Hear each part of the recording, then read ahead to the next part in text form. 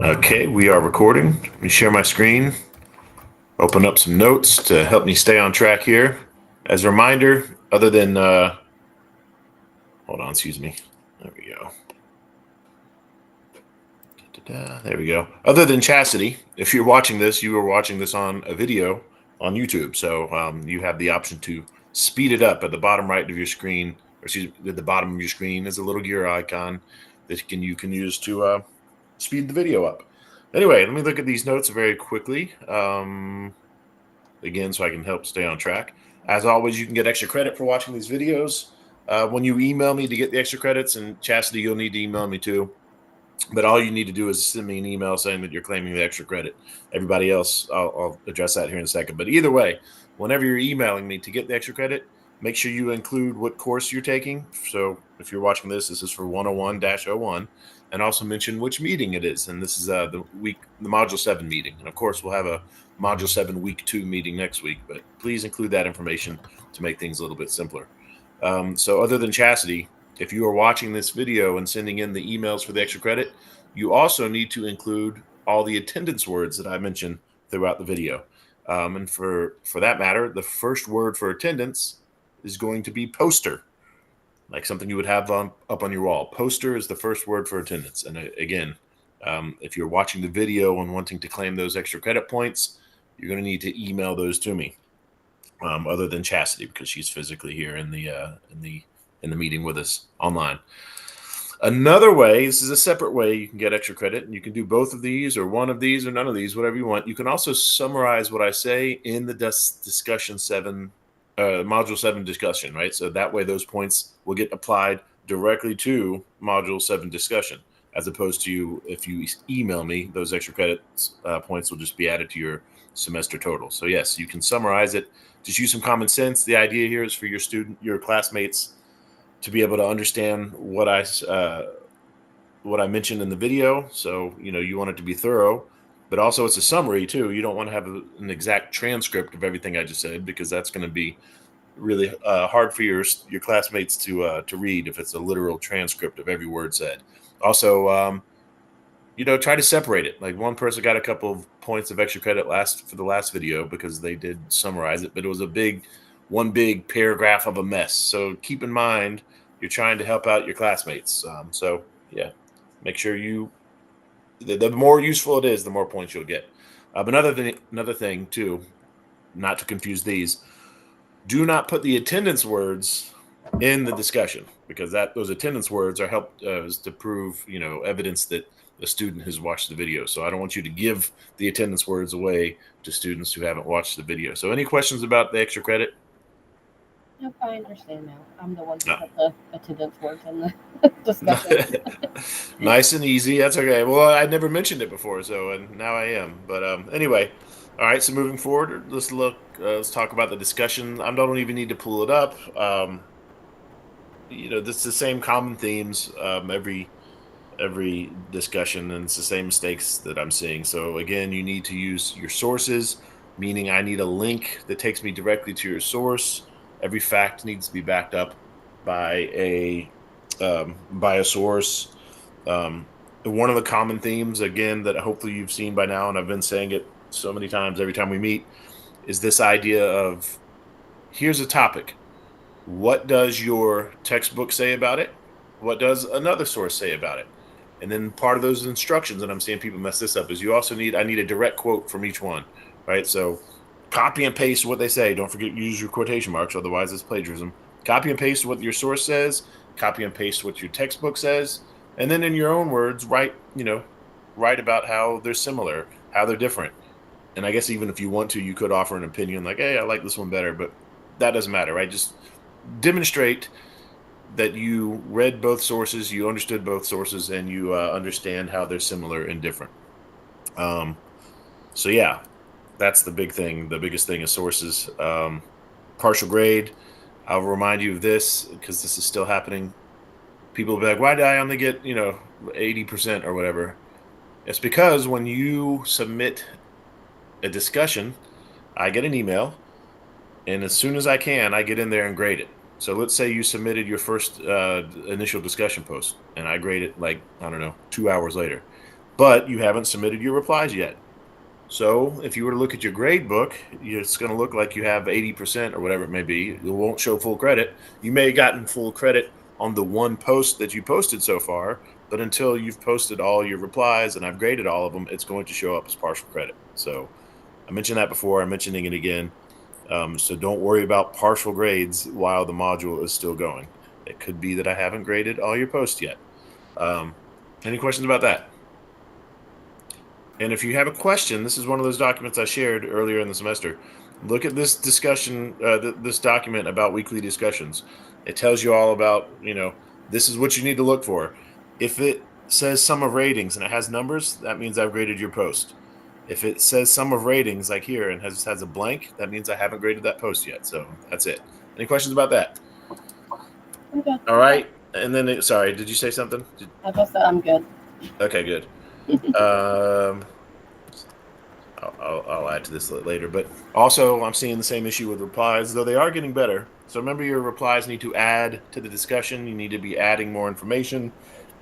Offering an opinion about what the previous student wrote is not going to get you any points. It's really okay to do that. That's great. It's great for the sake of discussion, but for the sake of grading, if you're doing it to get points, you need to add to the discussion, right? So again, using the same example, if someone says, hey, this textbook or the textbook says this about DNA replication.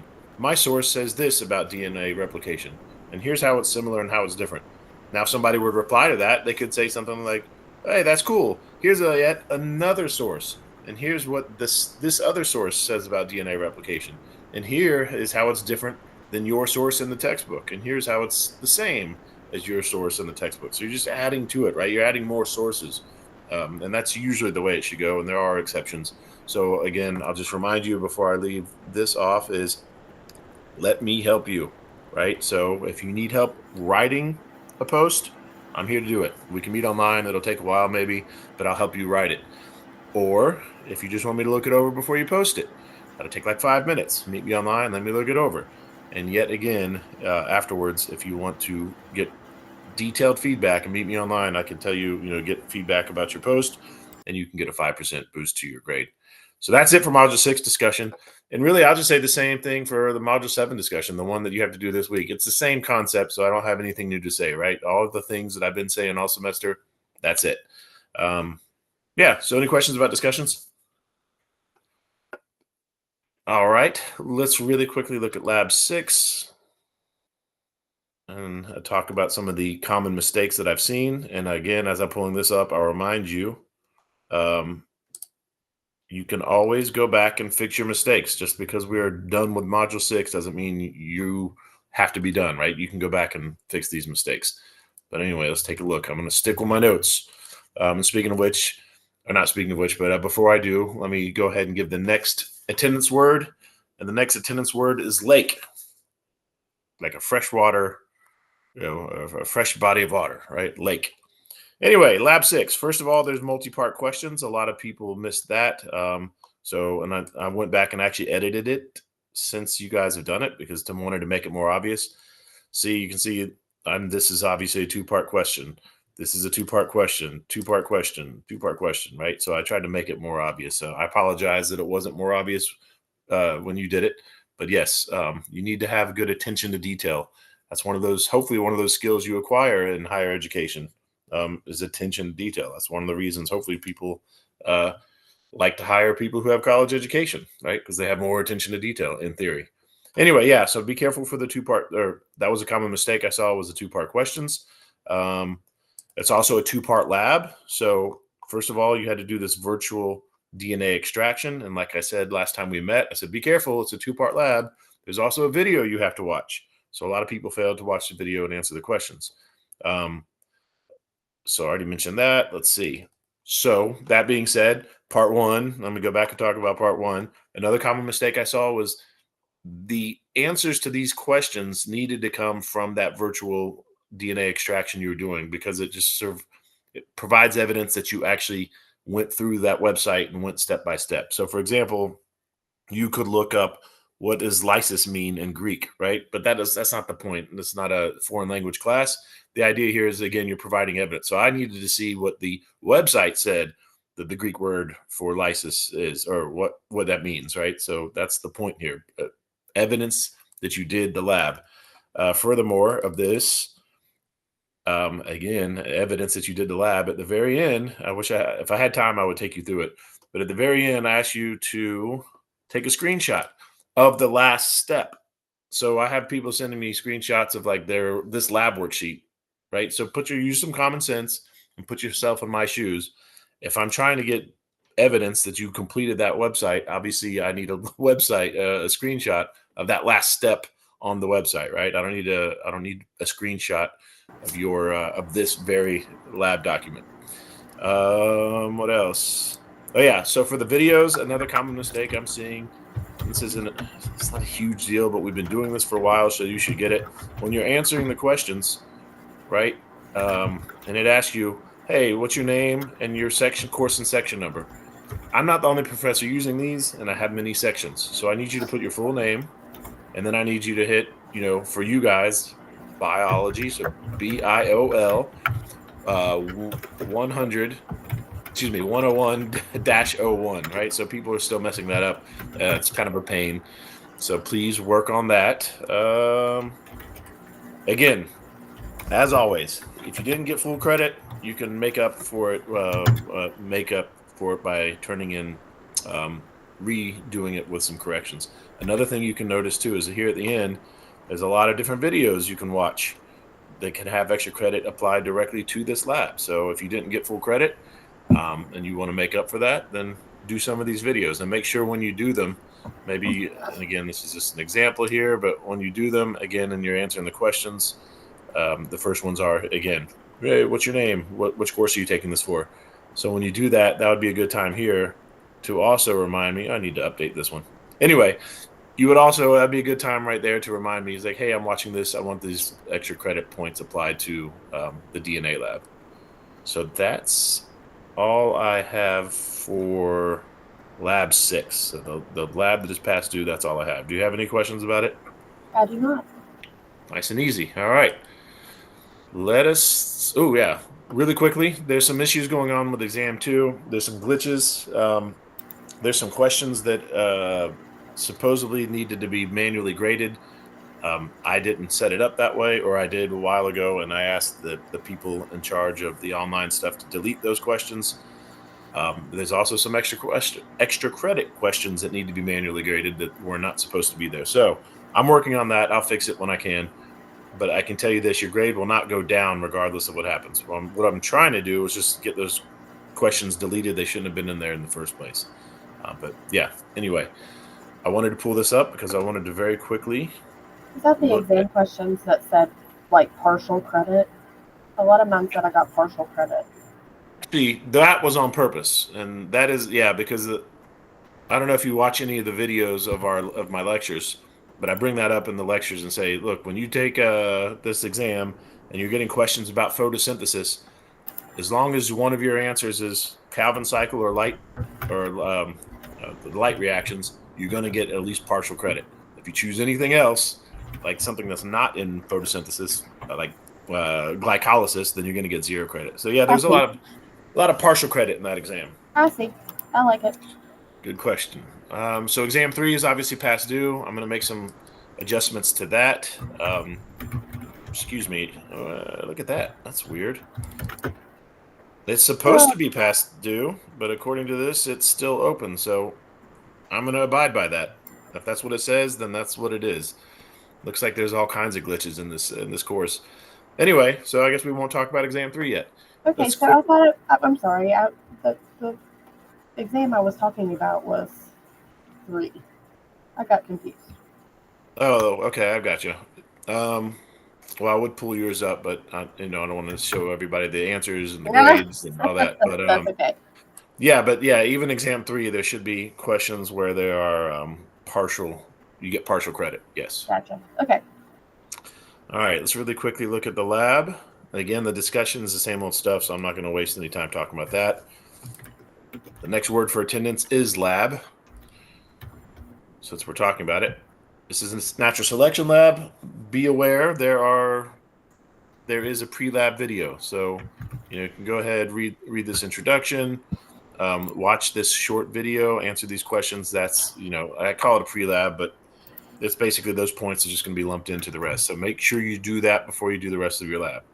Much like last week's lab, this lab, you're going to go to a website right here, and you're just going to go and read through this website and read the introduction. And just like last time, I need you to answer some questions as you're doing that to provide evidence that you actually went through it and read what it had to say. And then at the end of all that, you're going to play this game where you pretend like you're a bird and you're trying to eat as many moths as possible. So the one thing I want to point out here, first of all, is you need to get at least 40 in that simulation. So every time you do it, you need to get at least 40. Now I'm saying what you should do is try to get as many as you can, but you need to get at least 40 of them. If you don't get 40, you need to restart it and do it more. And then when you're done with each simulation, and there's 2 of them, one of which you're in a light forest, one of which you're in a dark forest. When you're done with that simulation, it'll give you your results. I need you to take a screenshot of those results, and then insert them both here.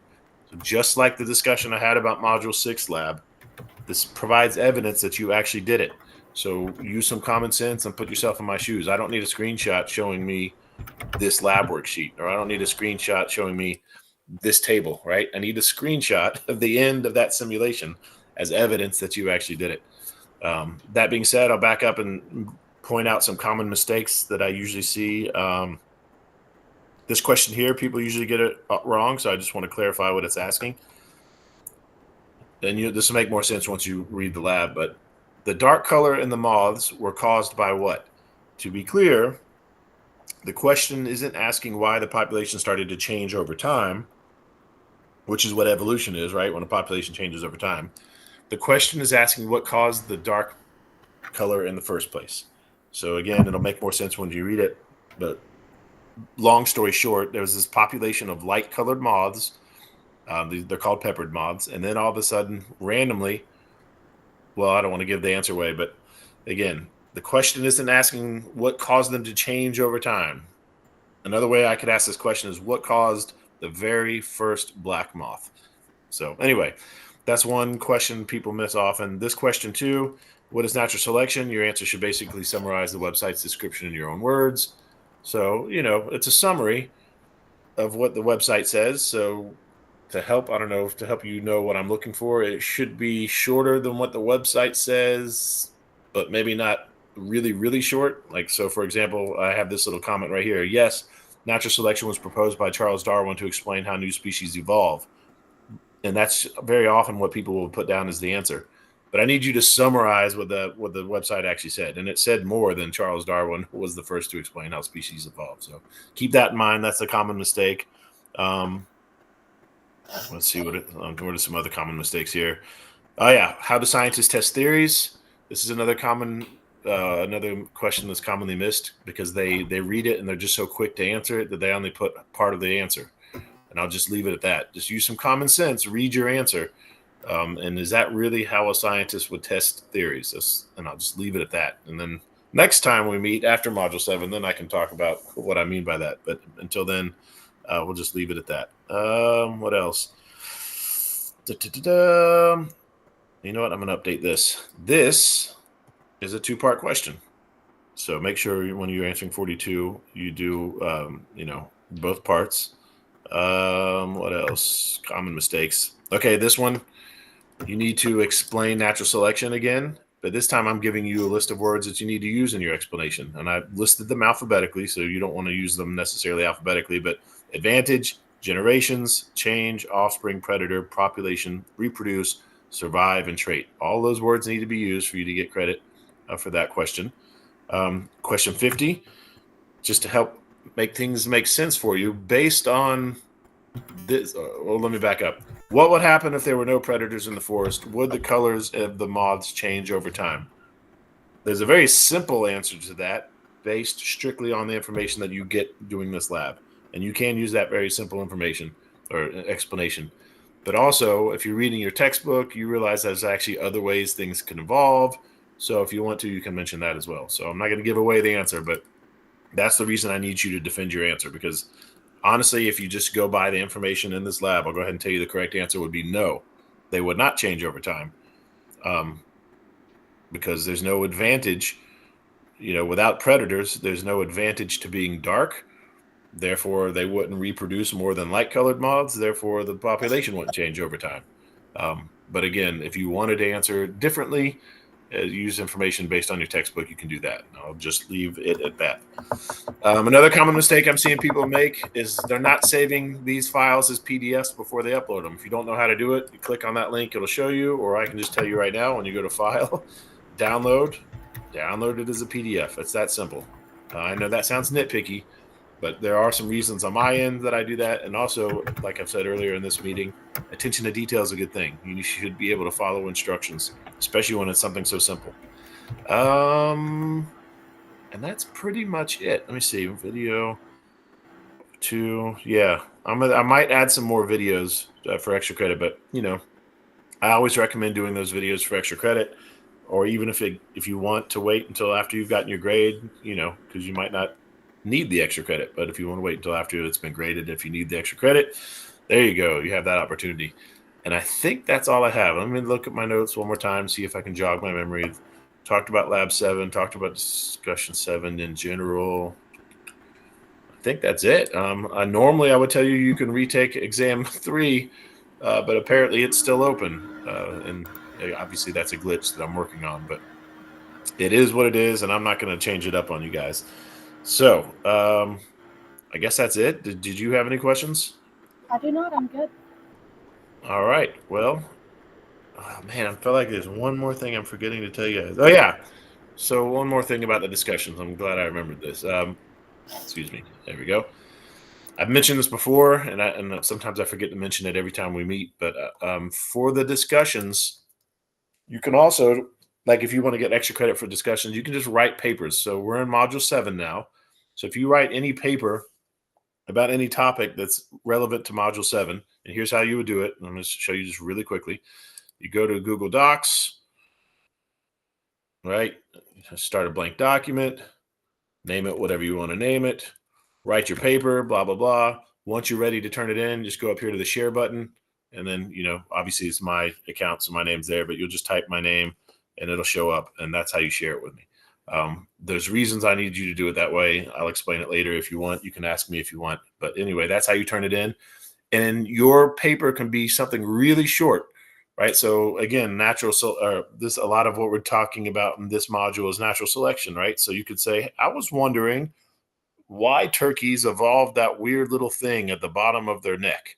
I looked it up, and according to this source, this is why, right? So that's a paper that would be just a few sentences long, and that's okay. Now, granted, your papers are based on how long they are, but this is extra credit, so don't feel like there's any kind of